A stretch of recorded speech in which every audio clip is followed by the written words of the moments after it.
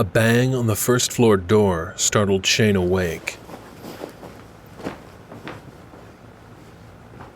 Fisting his eyes open, he shoved the thin sheet aside and staggered down the metal stairs.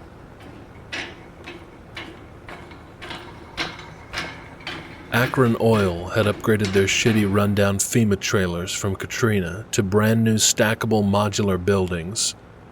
Too bad, only 4 months later they looked and smelled like a boys' high school locker room. Shane kicked a pair of tighty-whities from the bottom stair before opening the door. "Morning, shithead," the shift supervisor, Laudry, said. Wearing a navy dress jacket and matching slacks, he looked ready for Easter Sunday service, if only Easter could fall on a Wednesday. Shane looked at the blue LCD clock on the nearby counter. 5:15 a.m. What's the deal? "Pack your things, Baker. You're out of here." "What about the piss test?" Laudry opened his mouth but hesitated. He glanced around the room and lifted his gaze toward the second floor. "Anybody else awake?" Shane shook his head. "Rig shutting down. There's been a situation. Kevin Deeks was found dead on the platform this morning. Asphyxiated on his own vomit." "Shit." "Deep shit is more like it. OSHA is capping us off till an official investigation can be completed. An autopsy is scheduled to test for blood alcohol levels. We'll contact you when you should report back. That is, if we're even authorized to reopen operations." "I understand." "Did you know anything about Kevin drinking on the site, Baker?" "No, sir." The supervisor glanced at the second floor again.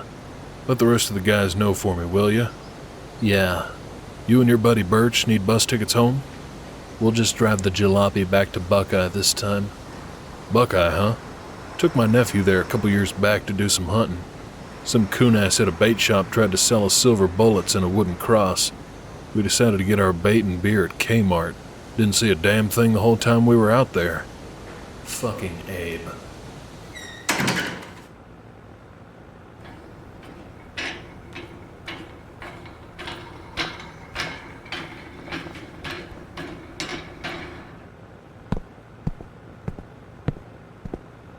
When he sat on the edge of Birch's mattress, the sleeping beauty stirred and frowned. "We're going home." Birch raised up and rubbed his eyes. "So much for taking a piss test and everything being hunky-fucking-dory, huh? Not my fault this time, but I wish it were." Trying to ignore the pounding behind her eyes, the grandmama of all migraines, Amy pushed through the double doors of Roxy's bus stop depot. The diner opened at 5 every morning, and Amy was hardly ever late for her shift. But the digital clock by the old grill read 5:34. God, the smell of bacon grease and fried eggs made her want to puke all over the wood floors.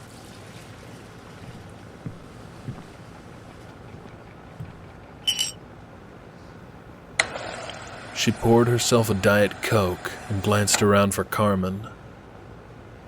Her car was not in the lot, but she could have hitched a ride with Derek.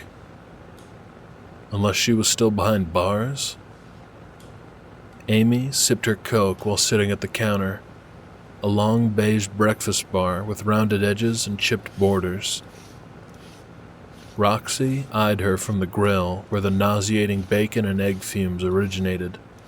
"Don't just sit there like a bump on a log." Roxy waved a metal spatula. "Need some breakfast to help get the lead out?" Amy gagged. "No, ma'am." She slipped the vial from the pocket of her apron and sipped from it. Sheriff Bowden held open the door. Carmen stalked into the diner. Still dressed in her Betty Boop costume from last night, mascara smudged, hair a mess, she walked past the sheriff without making eye contact. Her uniform balled in her hands, Carmen strode to the bathroom. Silent all the way. The sheriff set his black drab hat on the counter and took a seat on a stool. After tying her apron, Amy poured a mug of coffee for the good sheriff. You didn't make Carmen spend the night in jail, did you? The sheriff narrowed his eyes, then tipped the mug to his cracked lips. Female, hear me. The voice isn't real. She repeated the mantra silently as she wiped down the stainless steel around the coffee station. She spotted her mother entering the diner. Amy groaned. What a day for her to visit. Somehow she had to keep her struggle with her sanity a secret. That woman wouldn't hesitate to have her committed again, just like she'd tossed her own sister Carol into the asylum. She poured another mug of coffee and set it at the opposite end of the breakfast bar. A bitter scent singed her nostrils and her stomach rolled. Bile crept into her throat. She closed her eyes and swallowed while her head pounded, a rhythmic drum behind her eyes. Something ain't right. I should have stayed home today. Amy's mother took a seat at the counter where Amy had set the coffee. Remember me? I birthed you. What was it, 25 years ago? 23. So she hadn't called her mother in over a month. But the woman was more like a stranger, not to mention a diva and a snob. Amy snatched a menu from under the counter and dropped it next to her mother's manicured hands. Amy. The monster in the mirror at the bowl flashed in her mind. I abide by your rules, yet you refuse my callings. From behind, a hand gripped her shoulder. You alright, Mommy? Dressed in black shorts and a white t-shirt, Carmen gave her a concerned look. Amy pushed through the double doors. I'm not a female.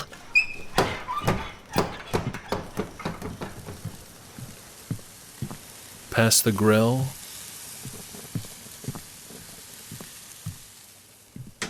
and into the storage closet. Face pressed against a carton of to-go cups, Amy heard the door open.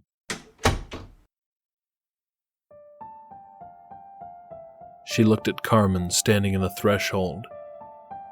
If I tell you something, can you promise to keep it a secret? You even have to ask?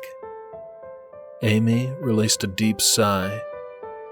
She slumped on the floor with her back against the metal rack stacked with paper goods. I keep hearing a voice in my head, and that's not the worst of it. I think I'm going crazy. Carmen sat on a crate of condiments across from Amy. When aren't you? Amy smiled at the sardonic grin on Carmen's face. So what if everybody thought she was crazy? Maybe she was. But what should have felt like a scarlet letter felt more like a badge of honor.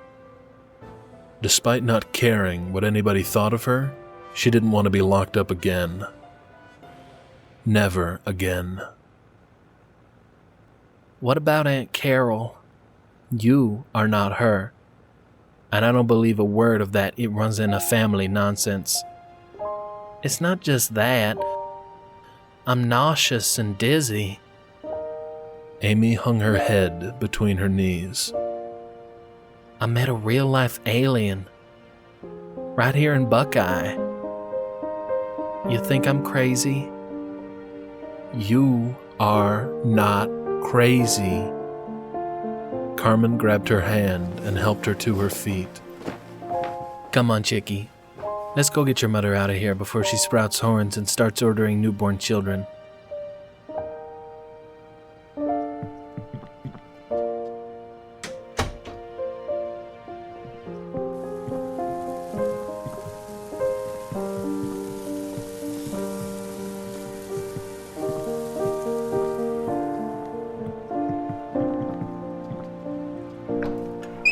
As Amy and Carmen returned, her mom slapped down the menu.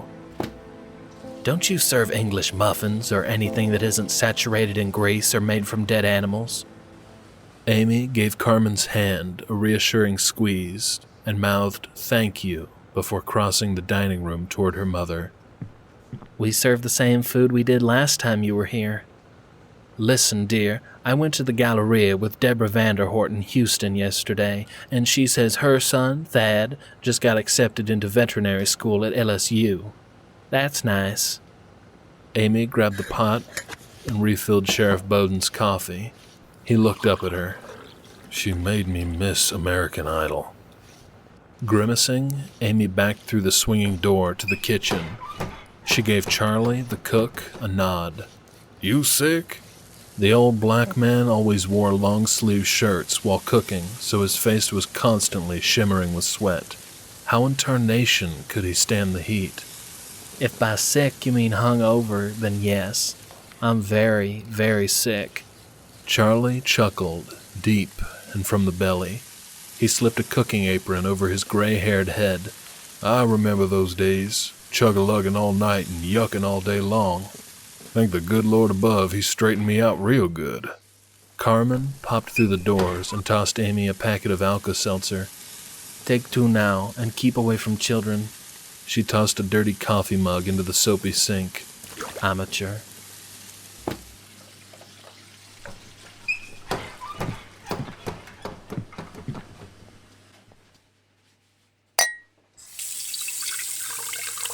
Amy dropped the tabs into the glass.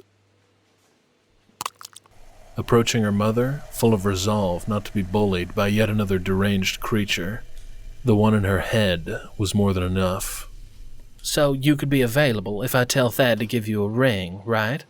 I'm seeing and living with Shane, and you know it. Her mom sipped her coffee and slid a lock of her golden hair behind her ear. He's a bit of a troublemaker and won't ever add up to much. You deserve a promising young man like Thad. Don't you want to get out of Buckeye and see the world like your sister? Vanessa isn't seeing the world, Mom. She's in Houston working as a hairstylist. Well, she's more cultured than you, dear. She's currently seeing a pre-med student. You would know that if you ever gave her a call. Cultured? How do you figure?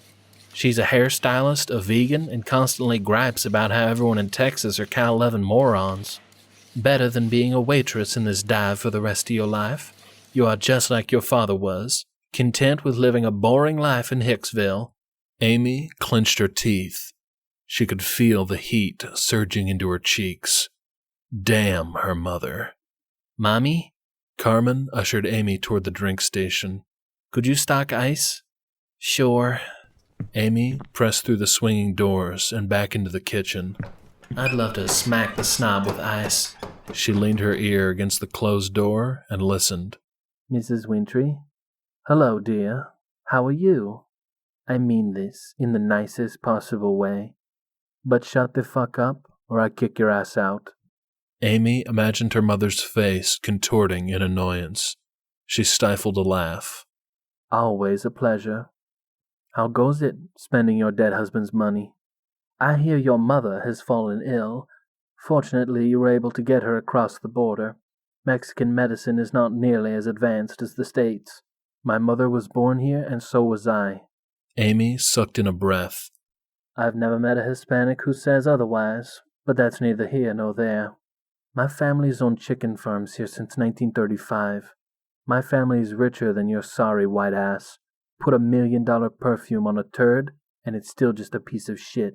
It's really too bad they never caught that awful maniac who dismembered all those people on your family's farm back in '82. Were you even born then?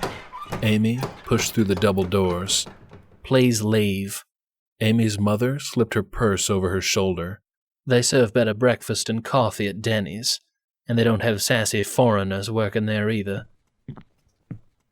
Today's not a good day. I'll call you later. No, you won't, but it's sweet of you to say so. Amy darted an apologetic look at Carmen. One of these days, you're going to tell that woman to fuck off, and I hope I have a front row seat. I'll stock glasses. A text from Shane. On my way home. I'll text when I get closer. No reception in BFE. Amy smiled and forced herself to ignore the churning in her stomach and the banging in her brain. Maybe Carmen was right, and it was just all in her head. Think positive, she told herself. We're open, Roxy yelled from behind the line. She straightened the netting over her tightly permed white hair. Get this place in order. We need iced tea brewed, ketchup bottles refilled and on the tables, and dinner salads brought forward from the walk-in. This ain't a family reunion, girl, so stop looking like this is your first rodeo and get the lead out. Yes, ma'am. Amy walked to the bathroom to pee and freshen up.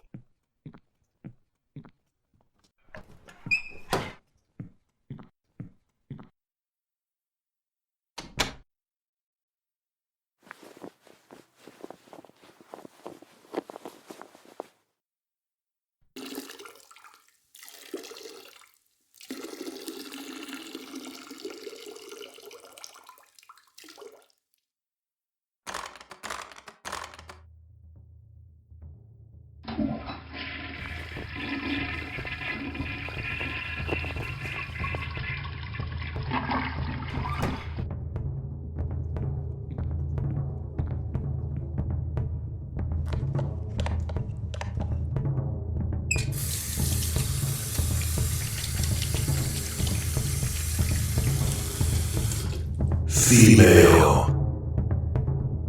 Amy glanced up. Instead of seeing her reflection, she saw the blurred face of the young boy, the trespasser of her mind and her mirrors. I asked you not to call me that. Do not doubt your sanity or my existence. She regained her composure and looked into the mirror. Bathroom time is off limits. We discussed this. I was uncertain you would recall our communication last eve. I'm not drunk now, and I'm telling you that bathroom time is not permitted. I wish to validate my existence. What must I do? You're telling me you're real? Start by telling me who you are, where you're from, and why me, and bypass the cryptic Dark Trinity stuff. I come from a time, not of yours, nor of your world or of your universe. Oh, that's so much more helpful. I do not understand your tone, but neither do I care. The beast has chosen you because something most special is within you. So this beast wishes to eat me? Is it a tiger? A bear? She covered her mouth. Oh my. He is Geminus, king of all beasts. Neither tiger nor bear, for they are his servants, as are the hounds and serpents. It is life within you that he was sent to claim. You will know him when he comes, for he will wear the Narkush stone, a powerful gem that only the Geminus possess. It is the vessel of their souls. I'll play along. What does this beast, or Geminus as you say, look like? I cannot say what the Geminus will look like, as I have not beheld his face in over a decade. The stone will gleam 1,000 shades of ruby, and the beast will hold it near his flesh. How do you know so much about this beast? That is a long story, and I must depart soon. Wait, could you at least tell me your real name? My given name is Tobias. Amy brought her face closer to the mirror. Will you be there when the beast comes, Tobias? Have mercy.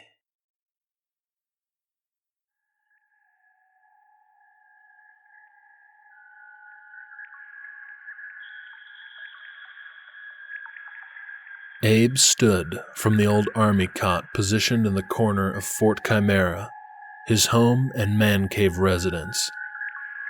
He'd built the structure from scrap metal, junkyard parts, and wood, right before bulldozing his house down. Of course, when he'd sobered up, he felt like the biggest jackass for knocking down his own goddamn house. Thankfully, he didn't too much mind living entirely inside Fort Chimera. and the wood from his house had made an amazing bonfire last 4th of July. He needed to wake and open the tackle shop, but an ominous presence lured him outside. Trapped in a self-aware subconscious state, Abe made his way to the camo-painted door, which had originally belonged on a Caterpillar dump truck.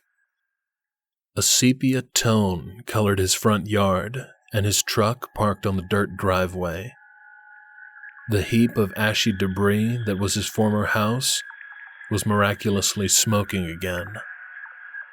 Abe descended the metal stairs toward an obvious path cut through the new woodlands that were not part of Sacred Oaks, and he knew every inch of Sacred Oaks better than he knew his own whiskers. He heard none of the typical sounds most common to woods, crickets and birds and locusts, yet he went deeper into the forest of his dream world. He was having another vision, something that had invaded his dreams since he was a small child. Papa Chief Red Crow told him once, "You beware them dream gods. They don't come fucking with you for no damn reason." Formed from towering trees, a corridor stretched before him like a mystical black and white tunnel. A young man stepped from the gray trees at the far end of the forested hallway. He wore a leather vest with crisscrossed bones. He had a face that reminded Abe of a predatory animal. Dark, dangerous, and cunning. Between him and the Neanderthalic visitor, a tree stump grew. The boy pulled back his hood, and their eyes met. His hair was as long as Abe's, but darker than blackened fish. Abe saw nothing within the youngster's expression. Abe spoke, but no words sounded from his moving lips. From his waist, the boy unsheathed a dagger and stabbed it silently into the stump. Giving Abe a nod, he turned and disappeared into the woods. Abe waited until the ghostly projection was out of sight before approaching the stump. His hand reached out to grab the dagger, but it swiped through the handle. He tried again, but again his hand passed through the handle with a ghostly wisp. He panned the eerie woods and called out to Vicky, Shane's dead sister. She'd first appeared to him in his dream world shortly after Amy had been admitted to the psych hospital. Ever since, she'd been appearing to Abe in his dreams. She wanted him to help watch over Amy and Shane. Abe assured her that he would, and that she could pass on to the next dimension without worry for them. But she'd never left him. Vicky, appearing dressed in the same shorts and shirt she died in at 10 years old, appeared on the other side of the stump. She easily slid the dagger from the wood and offered it to him.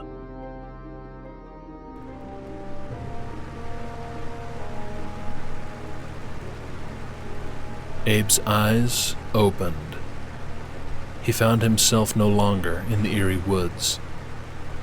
3 lawnmower blades slowly rotated above him. His ceiling fan.